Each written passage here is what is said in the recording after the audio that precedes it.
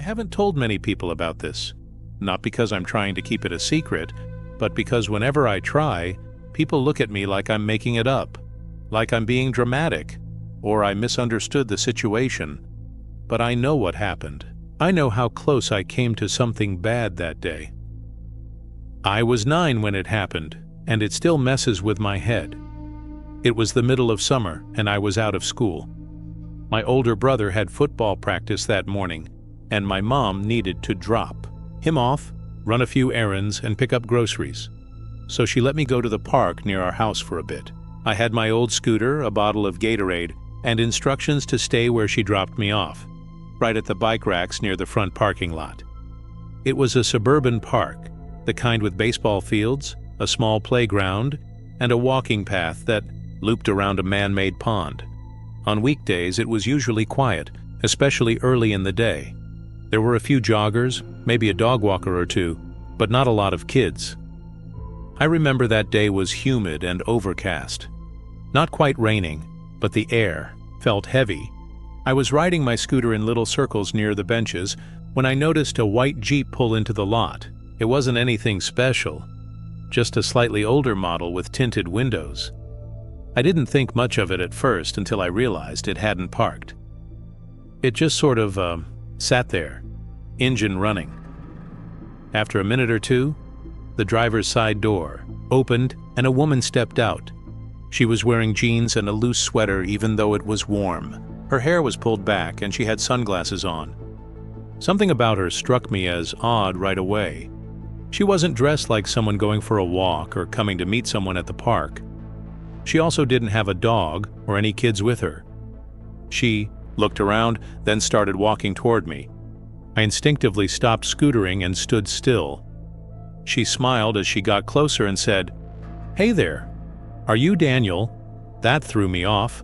My name is Daniel, but I didn't recognize her at all. Nodded slowly and she smiled even wider. "I thought so.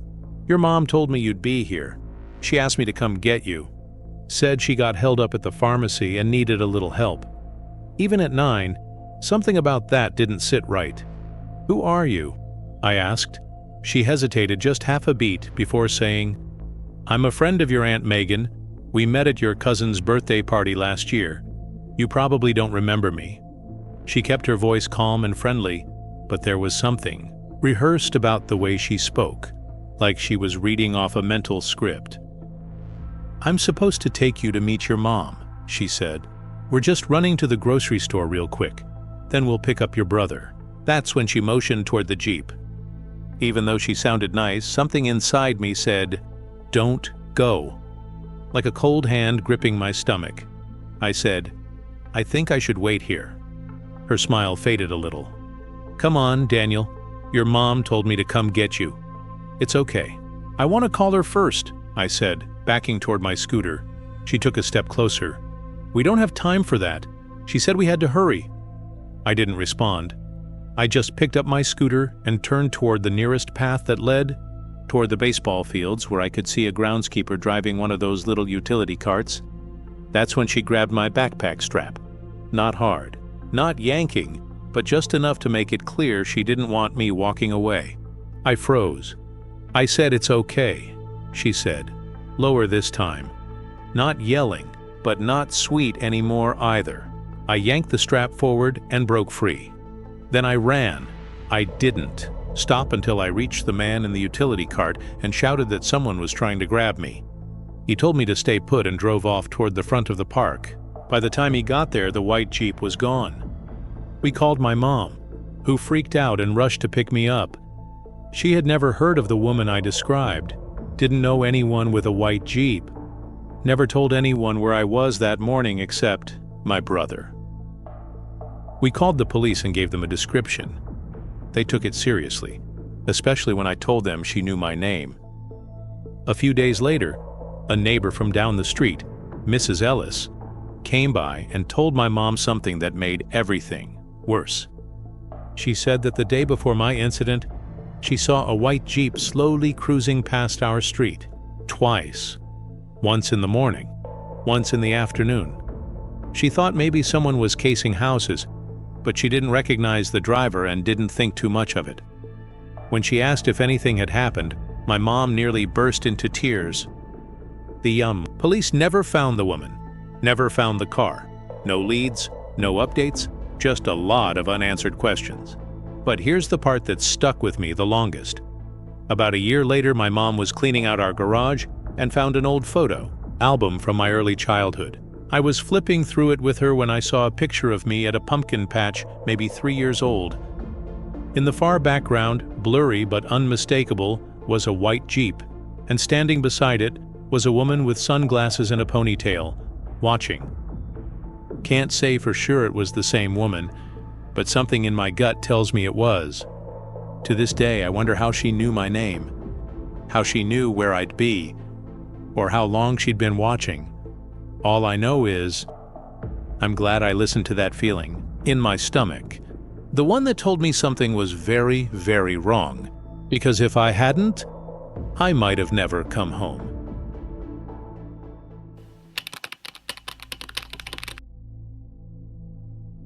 I don't talk about this often, not because I forgot it, but because every time I think about it, I get that same knot in my stomach I had the day it happened. It's burned into my memory so vividly that I can still feel the cold metal of the folding chair under me and hear the murmur of the crowd echoing off the walls. I was 11 when it happened. My cousin Ellie had her birthday party at a small community center just outside of Springfield, Missouri. It wasn't anything fancy, just one of those multi-purpose rooms that could be rented for cheap. There were balloons, folding tables, party hats, and a magician for entertainment. The kind of birthday party every kid has gone to at least once. I was in that weird preteen phase where I thought I was too cool for kid stuff. So instead of watching the magician or playing games, I parked myself in the corner with my phone. I wasn't really texting anyone, just scrolling through old messages pretending to look busy. At some point, a woman I didn't recognize came over and sat in the chair next to me. She looked like she was in her early 40s, wearing jeans, sneakers, and a bright yellow scarf around her neck. I noticed the scarf first. It stood out, and I remember thinking it was strange since it was almost 80 degrees outside. She leaned toward me and smiled. "Hey, Emma, right?" I blinked. "Yeah," I said slowly, because I had no clue who she was. She nodded like we were old friends. "I'm Trish. I used to work with your mom back when you guys lived in St. Louis. I've seen you before. You probably don't remember me." That threw me off. We had lived in St. Louis for a couple years, and my mom had worked a few different jobs. It was possible she knew me from somewhere, and I didn't want to be rude. She asked how I was liking school, what I wanted to be when I grew up, if I still liked dinosaurs, something I apparently used to be obsessed with. And yeah, that used to be true, but how would she know that? Then she said she had a little gift for me, something small she thought I'd like. She told me it was in her car just outside and asked if I could help her grab it. Right then, something started to feel wrong. The way she said it felt rehearsed, like she'd gone over this line in her head a dozen times. I hesitated. I should probably ask my mom first. Her smile faded just a little. "Oh, she knows," she said quickly. "She's the one who told me to bring it." That was red flag number 2. If this had been planned, why hadn't my mom mentioned it? And why was the gift just for me? Still, she kept it casual. She stood up and said, "Come on, it's just 2 seconds. It's in the front seat." I told her no again. This time her tone changed. She crouched a little so her face was level with mine and said, "Emma, I promised your mom I'd do this. You don't want to disappoint her, do you?" It wasn't a threat, not exactly, but there was something off about the way she said it, like she was trying to play on guilt. I stood up, but instead of following her, I walked toward the bathroom, pretending I needed to go. As soon as I rounded the corner out of sight, I sprinted to the other end of the room where my mom and aunt were talking. I grabbed my mom's arm and told her everything, right then and there. She immediately stopped what she was doing and went to find the woman, but by the time we got back to where I'd been sitting, she was gone. Just gone. We checked the parking lot. No sign of her, no yellow scarf, no car parked out front, nothing. My mom got the community center staff involved, and they checked the security camera footage. That's when things got even creepier. We watched the footage together. The woman had never entered through the main doors. She had come in through the side exit, which was supposed to be locked. She was seen walking down the hallway toward the party room, but the camera in that hall was angled just high enough that it didn't show where she came from. But here's the kicker. The footage showed her leaving through the same side door, not even 5 minutes after I walked away. She didn't talk to anyone else. She didn't stick around. She was there for me. Just me. The police were called, of course. We gave them the footage and I described her as best I could. I remember being frustrated that the one thing I remembered most clearly, the yellow scarf, didn't help. They said it was probably a disguise or a detail meant to distract. To this day, we don't know who she was. She didn't match anyone in my mom's contact list, didn't show up on any background checks the police ran on former coworkers, and we never heard another word. But a few weeks later, my mom got a strange phone call. It was from a blocked number. She answered, said hello, and there was silence for a few seconds. Then a woman's voice said, "Tell Emma I'm sorry I missed her." And then it hung up. That was it. No more calls. No notes, no sightings, nothing. That community center has since upgraded their security, and that side door now has a keypad lock. But I've never been back. Sometimes when I'm out in public, I catch a glimpse of someone wearing a scarf, yellow or otherwise, and I can't help but stare. I know it sounds crazy, but I wonder if she still thinks about me. If I was one of many, or if I was supposed to be her one. I'm 23 now, and I still don't go to parties where I don't know every adult in the room, because I learned something that day. Not every monster looks like a monster. Some of them smile. Some of them wear bright scarves, and some of them know your name when they absolutely shouldn't.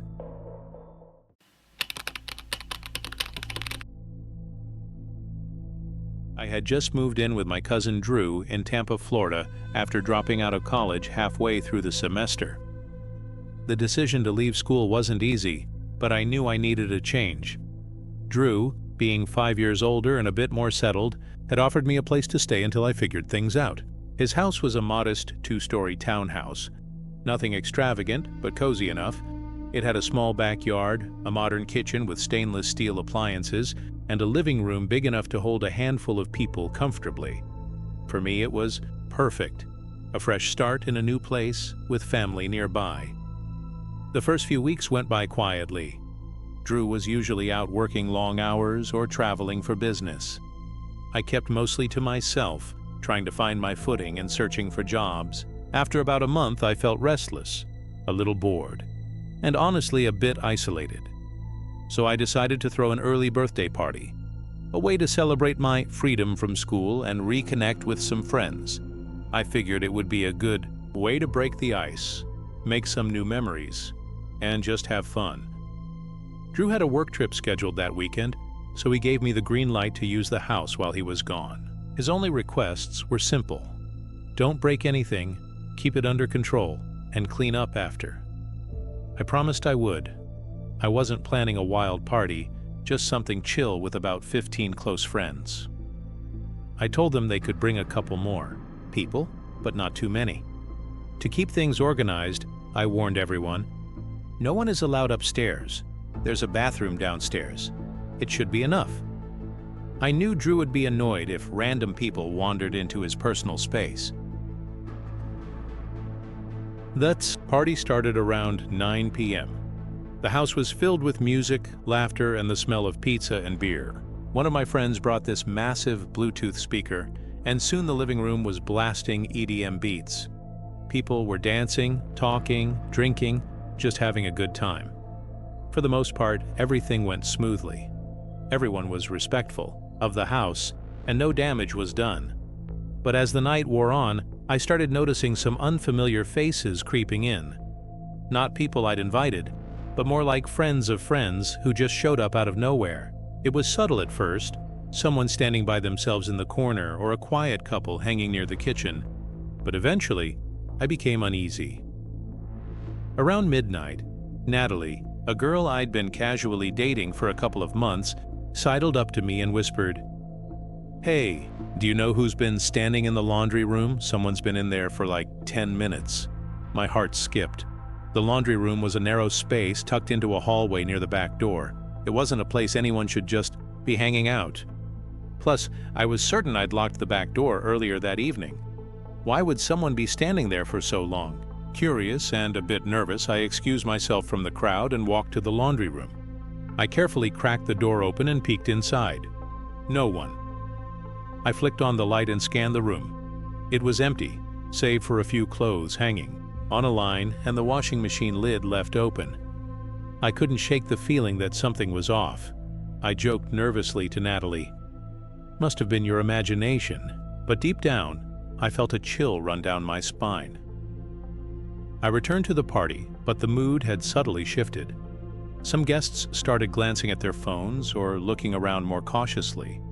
A few decided to call it a night and left quietly. Then Jake, one of my closest friends, pulled me aside. "There's this weird dude in a gray hoodie just standing in the corner of the kitchen," he said lowly. "He's been watching everyone for like an hour. No one knows him, and he's not saying a word." I shrugged it off, telling myself, Jake was probably just spooked by a stranger at a late-night party. Maybe the guy was drunk or shy. Still, I kept an eye out. By 1 a.m., the party was winding down. Most people had left. I grabbed some garbage bags and began tidying up. Once I finished, I locked the front door and checked all the rooms on the ground floor. Everything seemed normal. I sent a quick text to Drew. "Party went fine. House is all good." Feeling exhausted, I headed upstairs to the guest bedroom. I had just slipped under the covers when I heard a soft, almost imperceptible click, like a door quietly opening somewhere. I froze. The sound came from near the staircase. Slowly, I cracked my door open and peered into the dark hallway. At first, I saw nothing, but then my eyes adjusted, and I caught a shadowy figure moving from the kitchen hallway into the laundry room, the same one I'd checked earlier. The figure was wearing a gray hoodie, the same strange guy Jake mentioned. He didn't notice me watching him from the shadows upstairs. My pulse raced. I quietly closed the door and locked it. With trembling hands, I dialed 911 and whispered my address to the dispatcher, trying to stay calm. Suddenly, I heard the doorknob of my bedroom start to rattle. Someone was trying to get in. I held my breath and stayed perfectly still. The dispatcher told me to stay silent and that police were on their way. The intruder didn't knock or call out. He just gently jiggled the handle for a moment and then walked away. I could hear footsteps descending the stairs. Moments later, the back door creaked open, the one I had definitely locked. 2 minutes later, flashing red and blue lights appeared outside and loud knocks came at the front door. I rushed down and let in 2 officers. They searched the house, but found no one. However, they discovered wet footprints leading from the backyard into the laundry room. Even more alarming, the back door had been forced open. It was closed but not locked. It looked like the intruder had never left the house until I called the cops. I never told Drew the whole story. I just said someone tried to sneak into the backyard but didn't get inside. But a few weeks later, Drew mentioned something strange. An old dagger hanging in the laundry room, a gift from our grandfather, was missing. Maybe the guy in the hoodie had been inside since early in the night. And maybe he never left at all, until I heard him walking down the stairs.